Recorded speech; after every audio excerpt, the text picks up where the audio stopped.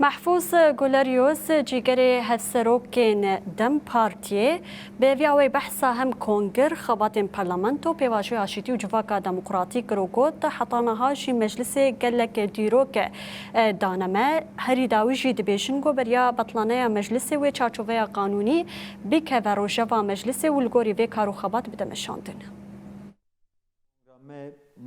Evet 20 Eylül'de pek bir yani me tariha xo dirokavi zelal kir. Seride em ji navçev ji bajaran dest pê bikin nîqaşa bi ketkarên vê rêxistinê re ew bikin nîqaş bikin. Ji boî şert û mer jî vê civakan nû vê pêvajoyan nû vê siyaseta nû em partiyekî nû ava bikin. Ji boî ku bersiv bide ehtiyacê civakî. Em guherandinê naxin ser mijara nav. Em guherandinê esas bi awayê birdozî, bi awayê zihniyetê digirin dest. O li ser esasên kovara demokratîk em digirin dest. Perez Öcalan jî wer pênasê kiribû. Yani nav pir mühim nene. Esas li ser esasê kovara demokratîk sazkirina kovara demokratîk partîgera xwe ji nû ve ava bike gotibû. Pêwîst e em li ser vî esasî guherandinê çêbikin.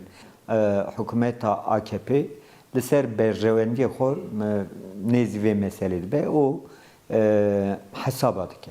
Hesabê çi dike? Hesabê seçimê dike.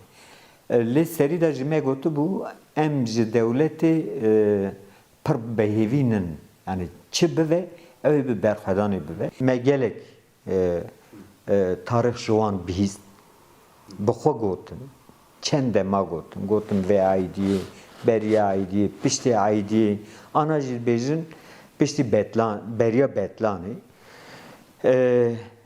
em bihêvîne ku beriya betlanê werin Numan Kurtulmuş got em ê di demekî kurta bînin îro dîsa ji me re wer dibêjin di hevdîtina dawiyê ya heyeta me bi Numan Kurtulmuş re hate çêkirinê di wer de jî em îdî haziriyê xwe yên dawiyê dikin em ê demekî kurta bînin gotiye lê ew ê bînin